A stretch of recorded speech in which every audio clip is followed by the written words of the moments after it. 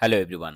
এই মুহূর্তের বড় আপডেট হলো এসএসসির নতুন শিক্ষক নিয়োগের যে বিজ্ঞপ্তি প্রকাশিত হয়েছে, সেটা কিন্তু নতুন নিয়ম বা গেজেট যেটা নতুন আ নিয়মাবলী প্রকাশিত হয়েছে, সেই নতুন নিয়ম অনুযায়ী হবে এবং তার উপরে কোনো কিন্তু এই মুহূর্তে বাধা থাকছে না। আমরা জানি যে নিয়োগ প্রক্রিয়ার উপরে কিন্তু যে নতুন করে বিজ্ঞপ্তি প্রকাশিত হয়েছিল, তার উপরে ভিত্তি করে কিন্তু একটা মামলা দায়ের হয়েছিল কলকাতা হাইকোর্টে। এবং এই মামলা সংক্রান্ত কিন্তু আজ হেয়ারিং ছিল, যেখান থেকে যে গুরুত্বপূর্ণ আপডেটস আমরা পেলাম সেটা কি পেলাম?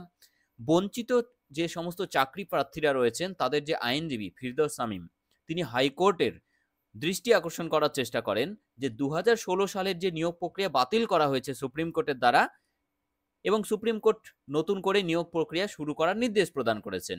সেইখানে দাঁড়িয়ে দেখা যাচ্ছে যে এসএসসি যে নতুন বিজ্ঞপ্তি, সেখানে অনেক নতুন করে নিয়ম সংযোজন করা হয়েছে। অর্থাৎ নতুন করে বিধির পরিবর্তন কিন্তু আনা হয়েছে। ২০১৬ সালের যে বিজ্ঞপ্তি তার অনুরূপ নয়। এর ফলে যারা বঞ্চিত চাকরি প্রার্থীরা রয়েছেন তারা কিন্তু নতুন নিয়ম বদল যদি মানে পুরনো নিয়ম যদি বদল হয়ে নতুন নিয়ম শুরু হয়, সেই অনুযায়ী সেই সমস্ত চাকরি প্রার্থীরা কিন্তু আরো সুযোগ কম পাবেন, তারা আরো বঞ্চিত হবেন। কিন্তু এর পরিপ্রেক্ষিতে বিচারপতি সৌগত ভট্টাচার্য তিনি জানান যে এসএসসির নতুন বিজ্ঞপ্তি সংক্রান্ত বিষয়ে এই মুহূর্তেই হস্তক্ষেপ করতে চায় না হাইকোর্ট। বিচারপতি জানান আপাতত নিয়োগ প্রক্রিয়া স্বাভাবিকভাবে চলতে দেওয়া হবে। এর মধ্যে ফের কোনো যদি অসুবিধা হয় বা সমস্যা তৈরি হয়, তাহলেই কিন্তু আদালত এই বিষয়টি দেখবে।